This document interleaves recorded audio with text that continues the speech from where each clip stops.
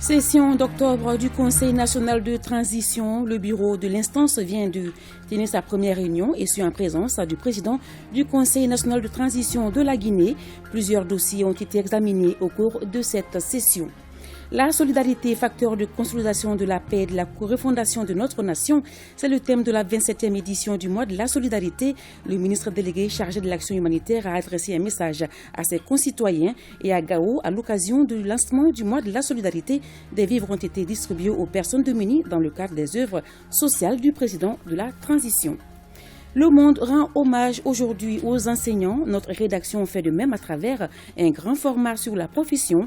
Dans ce dossier, des témoignages d'enseignants chevronnés et de jeunes qui ont décidé d'embrasser la carrière. En ce mois d'octobre, le Mali enregistre encore de fortes pluies par endroits. La route Kaï-Limané est inondée. Pour se déplacer, les populations empruntent des pirogues et cela n'est pas sans risque. Les images de ces inondations avec Kantoussou Kanouté au cours de ce journal. Merci de votre fidélité. Bonsoir et bienvenue aux informations sur le RTM. Nous sommes mercredi, jour de Conseil des ministres et avec moi dans ce studio, Ibrahim Diombélé. Bonsoir Ibrahim. Bonsoir, Salim Atandao. Alors, le Conseil des ministres est réuni en session ordinaire le mercredi 5 octobre 2022 dans sa salle de délibération au palais de Koulouba sous la présidence du colonel Assimi Goïta, président de la transition, chef de l'État. Après examen des points inscrits à l'ordre du jour, le Conseil a adopté des projets de texte et entendu des communications. Ibrahim, à vous la lecture du communiqué. Voilà une lecture qui commence par le chapitre des mesures législatives et réglementaires. Mais tout d'abord, mesdames et messieurs, bonsoir. Sur le rapport du ministre de la Sécurité et de la Protection civile, le Conseil des ministres a adopté un projet de loi portant militarisation de la police nationale et de la protection civile. Au regard de la situation sécuritaire et des défis multiples auxquels les forces de défense font face, il a été souverainement recommandé lors des assises nationales de la refondation de militariser la police nationale. Le projet de loi adopté consacre la militarisation de la police nationale et de la protection civile.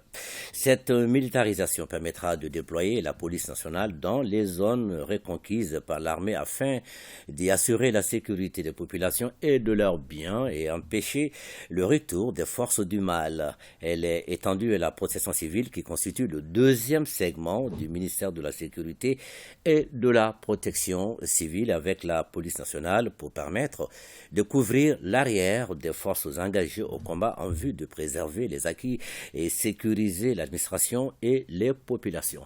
Sur cette base, les fonctionnaires de la police nationale et de la protection civile engagés en opération bénéficieront des mêmes avantages que les autres militaires. La militarisation de la police nationale et de la protection civile concourt à la réalisation des objectifs de la refondation de l'État. Sur le rapport du ministre de l'Économie et des Finances, le Conseil des ministres a adopté un projet de décret portant approbation de la convention de concession relative à la construction et à l'exploitation d'une centrale solaire photovoltaïque de 48 MW Crète avec stockage dans la localité de Ferekoroba Sunkuro dans la commune rurale de Wélé-Sebougou. Voilà, on va reprendre bien ce nom. C'est Ferekoroba Sunkuro dans la commune rurale de Wélé-Sebougou. La convention de concession est conclue entre le gouvernement de la République du Mali et la société Selengue Solar PV pour un montant de 41,2 milliards de francs CFA et une durée de 30 ans. Sa mise en œuvre permettra de renforcer la capacité de production nationale d'énergie et de réduire la facture pétrolière du sous-secteur de l'électricité.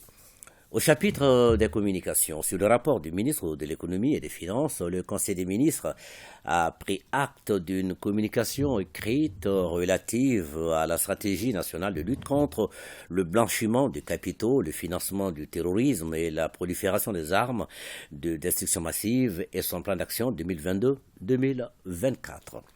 La criminalité transnationale, le blanchiment des capitaux et le financement du terrorisme par leur capacité à infiltrer les sphères économiques et financières à l'échelle nationale et internationale constituent une menace pour la paix et la sécurité mondiale.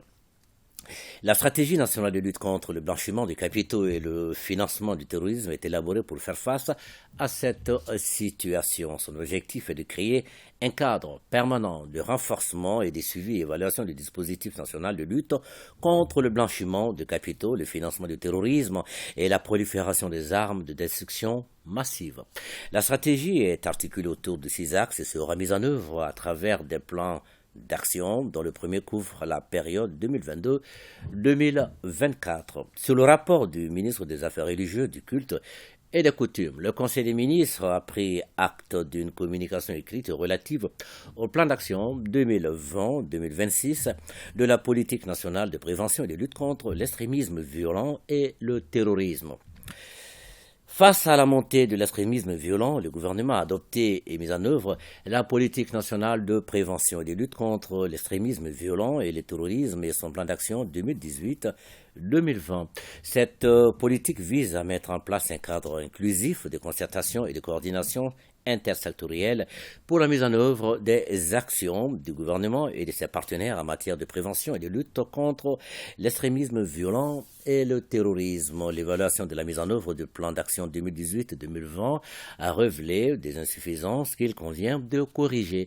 Le présent plan d'action est élaboré à cet effet. Il couvre une période de 5 ans allant de 2022 à 2026. Le ministre des Mines, de l'Énergie et de l'Eau a informé le Conseil des ministres des résultats de la mise en œuvre des dispositions prises contre l'exploitation frauduleuse des richesses du sous-sol malien. Dans le cadre de la lutte contre l'exploitation frauduleuse des richesses du sous-sol, une mission du ministère des Mines, de l'Énergie et de l'Eau, avec l'appui du ministère de la Sécurité et de la Protection civile et du ministère des Transports et des infrastructures a sillonné au cours du premier semestre 2022 certaines localités des cercles de Kangaba, Kenyeba, Kolondieba et Yamfolila. La mission a constaté une grande affluence d'exploitants illégaux issus de plusieurs nationalités. Ces exploitants illégaux, en plus de causer d'énormes dégâts environnementaux, spolient notre pays d'une quantité importante de devises. La mission a demandé a démantelé 29 sites d'exploitation frauduleuse, interpellés et mis à la disposition de la justice 136 exploitants illégaux et d'importantes quantités d'équipements ont également été saisis et remis à la justice. Afin de juguler ce fléau, le gouvernement réaffirme sa volonté de renforcer, mais également de multiplier les missions de contrôle à travers une brigade spéciale. Le ministre de la Santé et du Développement social a informé le Conseil des ministres de l'évolution de la maladie à coronavirus marquée par une diminution du nombre de cas testés positifs par rapport à la semaine précédente. Le président de la transition, chef de l'État, a cependant rappelé la population au respect strict des mesures de prévention et de lutte contre la maladie. À vous, Salima Tandao, et bonne suite. Merci Ibrahim. Le Conseil national de transition a tenu la première réunion de son bureau au titre de la session d'octobre. Cette réunion a été marquée par la participation du président du Conseil national de transition de la Guinée et de sa délégation. Au nombre des dossiers examinés, la programmation des projets de loi déposés par le gouvernement, le compte-rendu de Alou-Séni Touré. Membres du CNT du Mali et leurs homologues de la Guinée autour d'une même table pour examiner les sujets à l'ordre du jour de la réunion inaugurale du bureau du CNT du Mali au titre de la session d'octobre 2022. C'est arrivé ce matin et c'est une première. C'était une rencontre très instructive. Et je me suis senti dans ma salle de réunion du bureau. Je n'ai même pas su que j'étais au Mali. Et tellement que l'atmosphère était détendue, conviviale, tous les membres de ma délégation ont eu l'opportunité de prendre la parole, de donner des idées, de faire des contributions. Alors, je pense que ce qui a commencé à Conakry et qui se poursuit à Bamako doit être compris par nos différents peuples comme une volonté inaliénable de nos deux États et de nos deux peuples à se mettre ensemble pour relever les défis de développement. La réunion du bureau du CNT réunit généralement autour du président, les vice-présidents et les secrétaires parlementaires. Mais cette fois-ci, elle a été élargie aux membres de la délégation guinéenne. la programmation des projets de loi déposés par le gouvernement sur la table du CNT et divers autres sujets ont été examinés. On a fait une réunion de bureau parlementaire en bonne et due forme, sans censure, et nous avons abordé les questions de l'ordre du jour et toutes les questions qui étaient, notamment l'examen des projets de loi qui sont soumis à l'appréciation du CNT du Mali. Nous avons abordé les sujets d'information et nous avons abordé également les autres comptes rendus. Toutes les questions ont été débattues, point par point, avec une participation des deux délégations. Nous avons appris dans l'action. Apprendre dans l'action, ça veut dire les petites erreurs ou les petits manquements qu'on avait à Conakry dans la conduite de nos travaux, on vient de les corriger. Mais deuxième chose, nous avons apporté aussi notre part de contribution pour une meilleure qualification du travail au CNT Mali. Cet événement constitue un pas supplémentaire dans le cadre des efforts d'intégration de nos États et de nos peuples.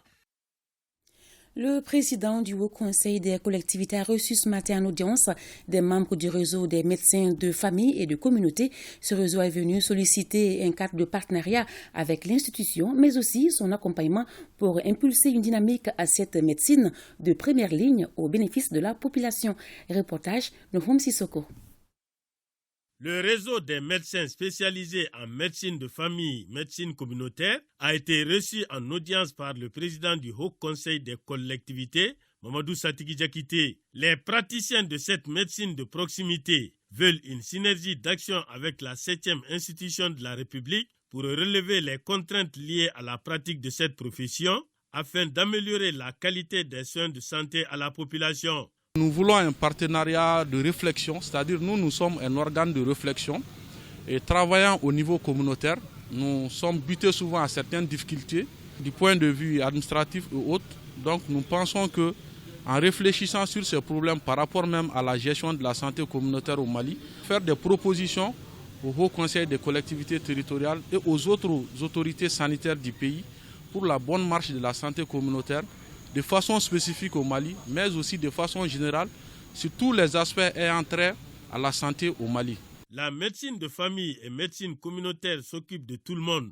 Elle a donc un rôle à jouer dans le système de santé, selon les membres du réseau. Nous voulons un Mali avec une population en très bonne santé, surtout au niveau périphérique, là où nous avons beaucoup de difficultés. L'accessibilité souvent aux agents de santé pose problème. Nous voulons vraiment changer cette tendance-là pour que le Malien, sur le territoire malien, puisse avoir un soin de santé de qualité. Le président du Haut Conseil des collectivités a rassuré ses interlocuteurs qu'ils sont désormais des partenaires de son institution sur les questions relatives à la santé. Nous sommes en octobre, mois de la solidarité au Mali. L'événement est à sa 27e édition et est célébré cette année sous le thème « La solidarité, facteur de consolidation de la paix et de la refondation de notre nation ». Le ministre délégué chargé de l'action humanitaire, de la solidarité des réfugiés et des déplacés, dans un message, insiste sur la préservation des valeurs de solidarité au Mali. Batraouri. Le mois de la solidarité est célébré en octobre au Mali depuis 1995 selon une décision des plus hautes autorités. L'événement, qui est à sa 27e édition, vise à éveiller les consciences pour soutenir les valeurs de solidarité en incitant les uns et les autres à des actions de soutien aux couches vulnérables. Cette 27e édition se tient, comme vous le savez, dans un contexte marqué par les effets conjugués de la pandémie de la maladie à coronavirus. La sécurisation progressive du pays grâce à la montée en puissance des femmes, le retour des services techniques et de l'administration dans certaines localités, la gestion des cas d'inondation qui ont occasionné des déplacements forcés de certains de nos compatriotes et les différentes réformes en cours pour la paix et la réconciliation du pays, d'où la justification du thème « La solidarité », facteur de consolidation de la paix et de la refondation de notre nation. Tout en saluant la mémoire des victimes civiles et militaires, le ministre Oumarou Diarra invite ses concitoyens à œuvrer de manière à assurer un franc succès à cet événement.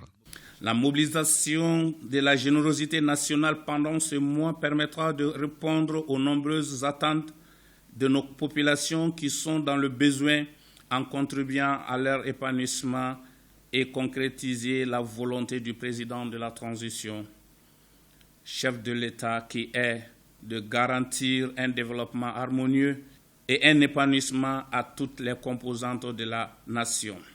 Au programme de cette 27e édition, d'intenses activités humanitaires et de solidarité sont prévues. Au cours de ce mois, nous devons faire vibrer nos cœurs en exprimant notre solidarité pour le bonheur des milliers de nos concitoyens vulnérables et ceux qui souffrent d'exclusion ou de marginalisation. Pour le parrainage de cette édition 2022 du mois de la solidarité, le choix a été porté sur Ibrahim Kontao, directeur général de l'ONG El Farouk et vice-président du Haut Conseil islamique du Mali. Lancement du mois de la solidarité et de lutte contre l'exclusion à Gao. Cette année, l'événement est couplé aux œuvres sociales du président de la transition dans la région. La conseillère spéciale du président de la transition, en compagnie du commissaire à la sécurité alimentaire, a procédé à la distribution de vivres à des personnes vulnérables dans la cité des Askia. La délégation a également rendu visite à la personne la plus âgée de Gao, la correspondance de Agali Agissa. Gao au rythme du mois de la solidarité et de lutte contre l'exclusion. Et c'est dans la cour de l'OPAM que les activités du mois ont été lancées par la conseillère spéciale du président de la République dépêchée dans la ville des Askia pour la circonstance. Cette année, dans le cadre du plan national de réponse, ce sont 34 147 tonnes de céréales qui sont distribuées à l'ensemble des Maliens, c'est l'ensemble des communes du Mali. Et la région de Gao bénéficie de 2152 tonnes de céréales, majoritairement de riz, et qui est en cours de distribution actuellement. Et en plus de cela, de ce plan national, nous assistons aussi les déplacés à travers le ministère de la Réconciliation nationale, à travers donc l'équipe régionale d'appui à la réconciliation. Nous avons procédé à la distribution de 50 tonnes de riz aussi récemment pour les déplacés venus de Télataï. Ce sont les œuvres sociales couplées au mois de la solidarité. Ces kits sont composés de riz, de sucre, d'huile, de pâtes alimentaires, de couscous et de kits scolaires. Des discours de reconnaissance aux autorités de la transition ont marqué la cérémonie qui a enregistré la présence de plusieurs personnes de troisième âge. Moment opportun pour le représentant de l'exécutif régional de saluer les gestes de solidarité. L'importance de cette solidarité pendant ce mois d'octobre n'est plus à démontrer. Votre présence parmi nous, avec une si forte délégation, témoigne s'il en est besoin de l'attachement, de l'intérêt manifeste à l'endroit de notre région et de ses populations par les plus hautes autorités de notre pays. La délégation a rendu une visite au doyen de la ville de Gao, Oumarou Idrissa Maïga, un médaillé de l'indépendance résidant au quartier de Sanaï.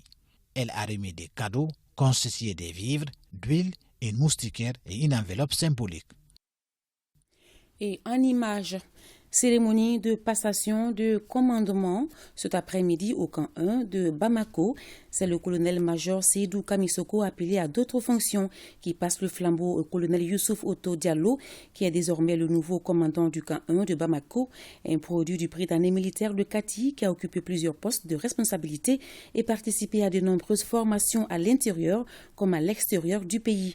La cérémonie a été marquée par la remise officielle du drapeau par le commandant sortant à son successeur sous la supervision du directeur général de la gendarmerie, le général de brigade Sambou Menkoro Diakité. La cérémonie de passation a pris fin par un défilé des différentes sections de la gendarmerie sous les notes de la fanfare de la garde nationale. Aujourd'hui, 5 octobre, c'est la journée mondiale de l'enseignant. La rédaction a braqué ses projecteurs sur cette noble profession à travers le regard d'enseignants chevronnés et de jeunes qui ont décidé d'embrasser la carrière. Être enseignant est un choix de vie. Toutefois, de plus en plus, le métier devient un point de chute pour de nombreux jeunes diplômés sans emploi. Qu'est-ce qui explique cela? Bemba Sibi répond à cette question dans ce dossier qu'il a réalisé avec Mamadou Sidibé.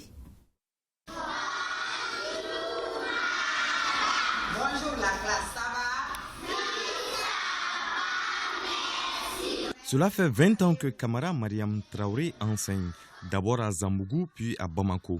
Elle garde la même passion comme dans sa jeunesse, car enseigner pour elle, c'est une question de vocation. C'est une passion. Quelles qu'en soient les circonstances, pour moi, c'était une passion. Bon, pour être enseignant, il faut avoir l'amour des enfants et être une bonne mère. Tant que tu n'as pas su éduquer tes enfants à la maison et être une bonne mère auprès d'eux, ce n'est pas facile d'être une bonne enseignante. Être enseignant, ce n'est pas un choix de carrière, c'est un choix de vie qu'a choisi Amadi Guindo, enseignant de mathématiques et physique-chimie. Je suis dans l'enseignement parce que c'est un métier qui m'a plu depuis à l'école. Donc vraiment, j'ai préféré embrasser ce métier noble. Parce que quand on a un savoir et que vous voulez partager ce savoir avec ses enfants, c'est vraiment très génial. Madame Kamara et le jeune Guindo partagent la même conviction, à savoir l'enseignant ne doit pas être un tube stérile à travers lequel passe la connaissance de génération en génération. C'est une boussole pour les apprenants. D'ailleurs, c'est ce qui est arrivé avec Adama Abdoulaye Dambélé, enseignant d'anglais qui partage ses connaissances depuis 27 ans. Aujourd'hui, il est avec un de ses anciens élèves qui a été inspiré par lui. C'est une joie parce que... Quand lui il venait, j'avais à peu près 2 ans ou 3 ans de fonction, donc j'avais l'énergie, mais vous voyez, donc c'est pour cela qu'il a embrassé l'anglais. Il a embrassé l'anglais, donc il est devenu professeur d'anglais aujourd'hui, il est catégorie A, moi c'est catégorie B2. Donc moi je suis très content de lui, je me réjouis de mon travail, de mon fruit, il est mon fruit. Chaque fois qu'on se voit, il me salue et puis il me donne de l'argent aussi. Moi, j'ai vraiment un souvenir très clair de ce qu'il nous a enseigné en anglais. C'est dans cette classe, la 8e. Et vraiment, je me souviens à cette époque, il venait souvent, il nous dictait l'anglais. C'était une chose incroyable pour nous. Parce qu'aujourd'hui, on est l'enseignant, il recopie tout. Mais à notre temps, comme il l'a dit, il avait l'énergie. Il a toujours eu cet amour pour ce travail.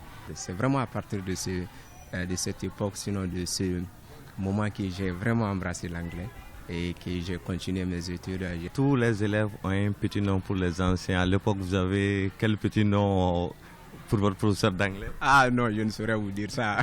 Je garde ça pour moi. Je l'ai tout le temps appelé M. Dambélé. On n'arrivera pas à lui arracher le petit nom que les élèves donnent à leurs enseignants. Dans tous les cas, celui de Dambélé ne doit pas être péjoratif, car il a suscité de vocation pour l'enseignement. Au vu de leur histoire, on peut considérer à juste titre que l'enseignant est comme un exemple pour ses élèves. Pourtant, de plus en plus de jeunes embrassent ce métier plus par nécessité que par passion. Par revalorisation de la fonction enseignante, mettre les enseignants dans les conditions de travail. Sinon, vraiment, l'État a fait beaucoup de choses beaux et je pense qu'ils vont continuer à se battre pour mettre les enseignants dans les conditions. Des conditions de travail qui permettront de donner à cette profession toute sa noblesse. Comme on le dit, le corps enseignant est la plus grande armée après l'armée régulière car il forme l'avenir d'une nation. Voilà, bonne fête à vous, chers enseignants. L'école fondamentale de Tamala dans la commune rurale de Sanankoroba a été baptisée samedi dernier. Elle porte le nom du directeur de l'académie d'enseignement de Koulikoro, Mokta Oldou Oumera Adiaouyakoui. La cérémonie de baptême a été mise à profit pour inaugurer 3 nouvelles classes avec des latrines et une direction équipée. L'infrastructure est financée sur fonds propres de la mairie de Sanankoroba à environ 27 millions de francs CFA. Reportage Ousmane Koïta. L'école fondamentale Mouktar Ould Oumera Adiaouyakoui, c'est désormais l'appellation de l'école de Tamala, un village de la commune rurale de Sanankoroba. La cérémonie de baptême a eu lieu le samedi 1er octobre 2022, une date qui restera gravée dans l'esprit des habitants de la localité. Cet acte de reconnaissance de la mairie de Sanankoroba vise à immortaliser un homme qui s'est investi pour le développement de l'éducation dans la région de Koulikoro. C'est le signe de la reconnaissance d'une population envers un instituteur. C'est le signe de la reconnaissance du mérite et des valeurs de ce métier noble et sacerdoce qu'est le métier de l'enseignant. Nous sommes très honorés que la communauté de Tamala, bien voulu, nous accorder ce privilège. Cela renforce nos liens. Je m'en réjouis beaucoup pour cet intérêt à l'endroit des futurs cadres de ce pays. Cette cérémonie a été mise à profit par les autorités communales pour inaugurer 3 nouvelles salles de classe, des latrines et une direction pour un coût d'environ 27 millions de francs CFA entièrement financés par la mairie de Sanankoroba, ce qui porte à 6 le nombre de salles de classe de l'école de Tamala. Ce n'est pas ma personne, c'est la personne de ma veuve, Alimatou Koulibaly Ditiyaye, paix à son âme. C'est une reconnaissance méritée.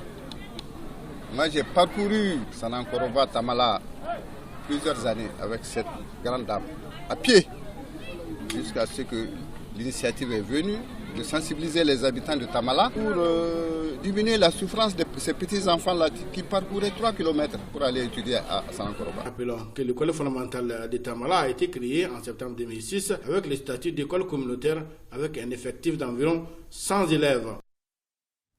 Suite à des pluies diluviennes, le tronçon Kayi-Limane est inondé.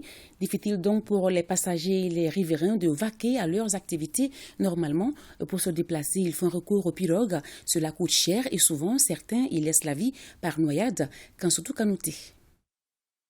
L'eau, source de vie, devenue source de malaise. Le tronçon Kayi-Limane, hélas, n'est plus depuis plusieurs années au meilleur de sa forme. Son bitume, qui a cédé à la latérite boueuse suite à des pluies diluviennes, s'est transformé en un grand fleuve, lequel cristallise toutes les peurs en raison du volume et de la pression de l'eau. Ce tronçon submergé par des eaux de pluie est impraticable. Aujourd'hui, la population de Sero-Diamanou jusqu'à Yelimane, vraiment nous souffrons énormément par rapport à l'état de la route. Nous avons fait des écrits, nous avons fait des sondages, mais cette année, c'est pire encore. Difficile pour les passagers de se frayer un chemin en provenance de Kayi ou de Yelimane. Ils sont donc obligés de continuer le voyage à l'aide de pirogues exposées alors à tous les dangers et risques. Le coût de la traversée par pirogue a triplé, ainsi que celui des marchandises. Cette route est impraticable. Nous sommes confrontés à des difficultés liées à celle-ci. Je viens de perdre mon père. Je pars pour Kayi. Nous sommes dans une pirogue qui va nous déposer dans un village. Puis nous allons prendre une autre pirogue, ainsi de suite, jusqu'à destination. Pour trouver du riz à consommer aujourd'hui à Yelimane n'est pas une mince affaire. La route est inondée, les sacs de riz ne peuvent pas être acheminés. Nous n'avons pas d'autres moyens de déplacement à part les véhicules. Nous demandons au gouvernement de revoir cette route, la réparer ainsi que les ponts. Le cercle de Yelimane n'a qu'une seule route, donc si elle est dégradée, imaginez un peu notre souffrance. Avant, les véhicules passaient sans problème. Mais cette année, il faut prendre la pirogue 3 à 4 fois. Ou bien tu prends une pirogue avec moteur, avec 1 heure de temps de trajet sur 5 km. Le tronçon Kayi-Limane est le vrai calvaire du sec de Yelimane. Les autorités politiques, les riverains et riveraines lancent un cri de cœur. Nos enfants qui se sont noyés dans ces eaux, j'en parle au nom de toutes les femmes. À Djandjoumera, un homme et ses 2 enfants se sont noyés. Une fois, et cela s'est fait à ma présence, un véhicule et le chauffeur sont tombés dans ces eaux. Jusqu'à ce jour, on ne les a pas revus. Nous demandons aux autorités de nous venir en aide, surtout nous les femmes. Lorsque certaines femmes sont en travail, c'est un problème qui se pose. Comment les transporter? Lorsque nous avons des malades à transporter urgemment à Kayi, c'est difficile. Les élèves ont repris le chemin de l'école. Pour que ceux-ci puissent aller à l'école, c'est effrayant puisqu'ils doivent traverser ces eaux en pirogue et souvent, ils peuvent faire 3 jours au bord des eaux. Il n'y a pas de moyen de déplacement. Nous demandons au gouvernement malien de tout faire pour penser à Yelimane, au point de vue route. Vraiment, nous vivons dans une situation catastrophique. C'est pourquoi nous nous réunissons aujourd'hui pour essayer de toucher les hautes autorités afin qu'ils trouvent une solution en faisant bien sûr des ponts sur la route. Sinon, pendant plus de 10 ans, chaque année, c'est le même problème qui se répète. Rappelons que le tronçon Kayi-Limane est distant de 150 km et chaque année pendant l'hivernage, les populations ne savent plus à quel saint se vouer à cause de la route qui est submergée par les eaux de pluie. Tenu à Kayi d'un atelier de partage d'expériences entre 6 organisations féminines. Elles sont toutes membres de la plateforme Alliance et Réseau, en abrégé PAR. Elles participent à une session de plaidoyer et de l'action sociale pour l'accès des femmes au foncier agricole. La rencontre de 3 jours a réuni les femmes de Kayi, Koulikoro, Sikasso, Ségou Mopti et Bamako. Balkissa, Sadibou, Chérif Aïdara et Lassana Keita nous font le point. Alors nous allons suivre cet élément un peu plus tard. Nous allons parler de cette rencontre d'échange autour de la loi électorale. Et cela on prépare à cette rencontre les autorités administratives de la région de Bougouni et les partis politiques de Bougouni, Jafar Aïdara. Cette rencontre du gouverneur de la région s'est tenue suite à une correspondance adressée le 16 septembre dernier par un groupement de partis politiques dont l'objectif est d'échanger sur la loi électorale. D'entrée de jeu, le général de brigade de Keba Sankaré s'est félicité de la démarche des partis politiques avant de notifier aux participants de se référer sur la loi 022-019 du 24 juin 2022 portant sur la loi électorale. Il s'agit pour les partis politiques qui sont les principaux acteurs de se mettre à la tâche pour le choix de leurs représentants. Et 2 au niveau des partis politiques, 1 au niveau de la société civile et 4 représentants de l'administration. C'est la loi électorale qui a donné cette clé de répartition par rapport à la représentation au niveau de l'EJ, niveau régional, local et communal. Au cours des échanges, les participants ont promis de sensibiliser leurs militants et sympathisants afin que la loi soit comprise avant la mise en place des coordinations de l'autorité indépendante de gestion des élections. Des cadres comme ça qui regroupent non seulement l'administration mais aussi la société civile nous permet ensemble de mieux connaître, même en langue vernaculaire, en bambara, mieux comprendre qu'est-ce qui est inscrit dans la loi. Dieu voulant, le parti politique à Bougouni ici ont pris le devant. Ils sont allés en amont pour organiser un cadre de concertation entre eux et l'administration pour qu'au moment venu, alors les choses, qu'il n'y ait pas assez de difficultés pour la désignation des membres. À noter que les autorités administratives de la région ont élargi cette rencontre à la société civile, la CAFO, la coordination des ONG et les religieux. C'est parti pour le camp de leadership initié par le Fonds d'aide malien, une association qui œuvre pour la formation des jeunes. Lancée ce lundi, la première formation concerne 50 jeunes de 21 à 40 ans, issus de toutes les couches socio-professionnelles. Boubacar Kanouté.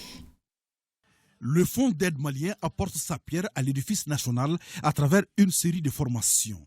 Une association œuvre pour la formation d'une jeunesse consciente, éveillée, épanoui et maître de son destin dans un monde en perpétuelle mutation.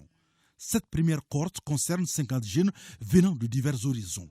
Ils bénéficieront de l'expérience et l'expertise des élites maliennes durant 3 mois. Le Fonds d'aide malien, c'est une association créée en 2008 qui intervient dans le domaine de l'éducation, de l'accès à l'information et de la formation civique et citoyenne de nos compatriotes. Il y a un besoin aujourd'hui d'aider les gens à mieux comprendre comment agir en tant que leader et à mieux appréhender ce leadership en comprenant le fonctionnement de son État. Alors nous, on croit vraiment en ce projet au niveau de l'ambassade de France puisqu'on a investi 80 millions de francs CFA. L'idée pour nous, c'est d'avoir une nouvelle méthode. La nouvelle méthode, c'est que ce sont vraiment les Maliens qui font ce projet, avec de l'expertise malienne, des professeurs maliens, des anciens ministres, des journalistes, des magistrats, des gens qui ont tous excellé dans leur carrière. Le projet Renaissance est une initiative qui met l'accent sur l'engagement citoyen avec comme objectif de renforcer la culture démocratique au niveau local. Partenaires et bénéficiaires mesurent déjà sa portée. Je suis très heureuse d'être ici et d'être retenue comme bénéficiaire de ce programme. Et quand j'ai vu l'annonce et quand j'ai vu la qualité des formateurs qui doivent intervenir, je suis juste émerveillée d'être retenue pour ce programme et qui va nous aider aussi à développer nos communes. C'est vrai que beaucoup d'entre nous ont des idées, mais comment les matérialiser pour le développement de nos communes nous manque beaucoup. Le Mali croit écrit une nouvelle page de son histoire avec la participation d'une jeunesse consciente des défis à relever. Plan international Mali vient de lancer les activités de la Journée internationale de la jeune fille. La journée proprement dite est prévue le 11 octobre 2022. Une semaine avant, la direction du plan a souhaité mener diverses activités pour permettre aux filles d'occuper les fauteuils de quelques responsables administratifs, politiques et des ambassadeurs des différents pays au Mali. Le point avec Koumba Sissé. Girls Take Over, édition 2022 en français, Les filles prennent le contrôle, est une activité qui entre dans le cadre de la célébration de la Journée internationale de la fille, organisée le 11 octobre de chaque année. À cette occasion, Plan International Mali donne l'opportunité aux filles d'occuper pendant une journée les fauteuils de certains responsables. Pour ce premier exercice, le directeur pays de Plan International a cédé son fauteuil à mademoiselle Mariam Sissoko, étudiante. Après la passation de service, j'ai dirigé l'équipe du CLT, l'équipe de leadership du pays. Afin de bien manager, j'ai porté la priorité sur l'exploitation des documents techniques et des documents sur les principes de valeur de Plan International. J'ai échangé avec une partie de mon équipe. Évidemment, cette année, le thème, c'est bien pouvoir égal. C'est faire en sorte qu'on donne l'opportunité aux jeunes filles de pouvoir avoir une participation politique égale et une représentativité politique égale.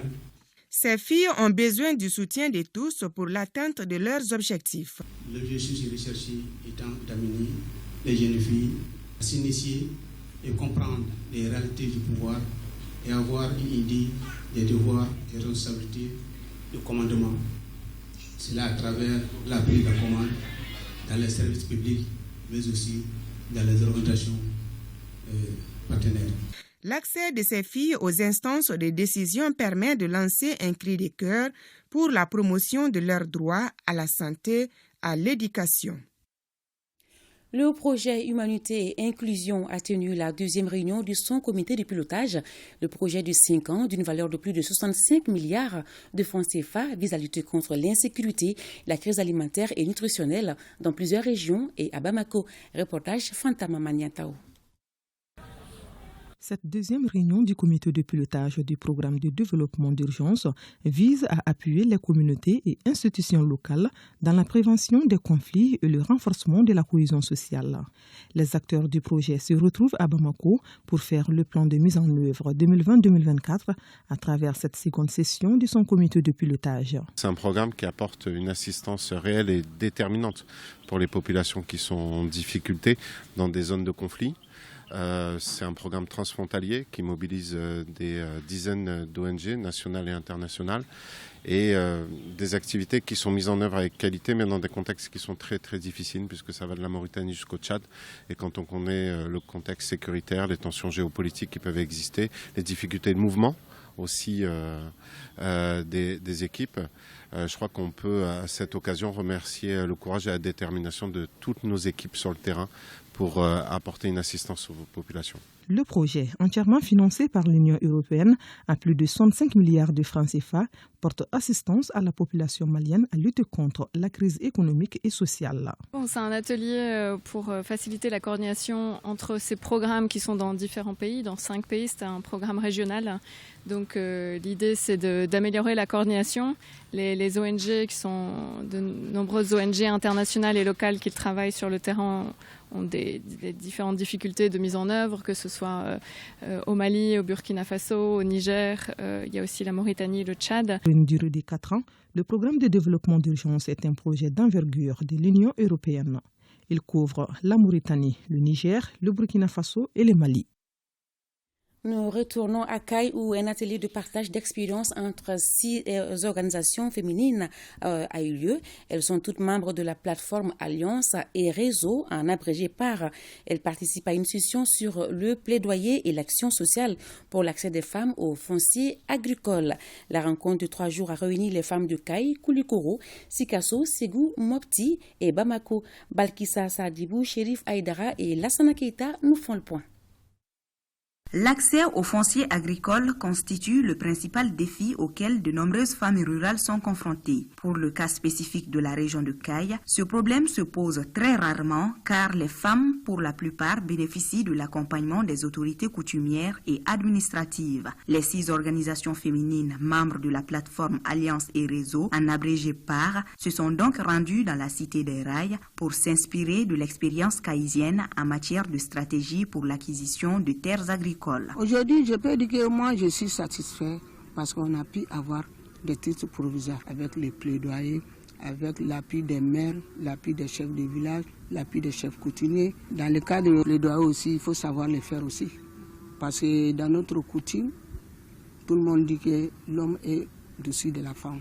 Mais je crois qu'avec ce plaidoyer-là, quand même, ça a changé beaucoup de vies des femmes. Dans ce combat, la Fédération nationale des femmes rurales bénéficie de l'accompagnement du projet Voix et Leadership des femmes, VLF Moussoya. Le projet Voix et Leadership des femmes voudrait que, de par leurs compétences, leur dynamisme et leurs multiples fonctions, qu'elles puissent être dans tous leurs droits pour jouer encore pleinement ce rôle. Je vous donne l'assurance de l'engagement et de la disponibilité des autorités administratives de la région des Cayes à accompagner le processus, car le développement du pays passe par le développement des femmes. Au programme de cet atelier, une visite aux femmes rurales de certaines localités ayant déjà obtenu des titres fonciers. C'est dans une euphorie totale que Nyagate Goudo Kamisogo et sa délégation ont été reçus à Diala et à Tambokani. Visite de terrain, témoignages, partage d'expériences et plaidoyer étaient au programme de cette rencontre entre les représentantes des CIPAR, les femmes des différentes localités et les autorités locales de Samé,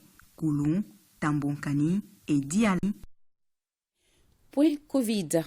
Ce 5 octobre 2022, les services de santé ont enregistré 3 cas positifs sur 364 tests réalisés, 20 patients guéris, 0 décès. Actuellement, 152 personnes sont sous traitement. Pour vous protéger et protéger les autres, suivez les mesures de prévention et faites-vous vacciner. Le représentant de Turkish Airlines est en fin de séjour au Mali. À l'occasion de son départ, le consortium d'Anaya Al-Omra a organisé un dîner d'adieu à son honneur.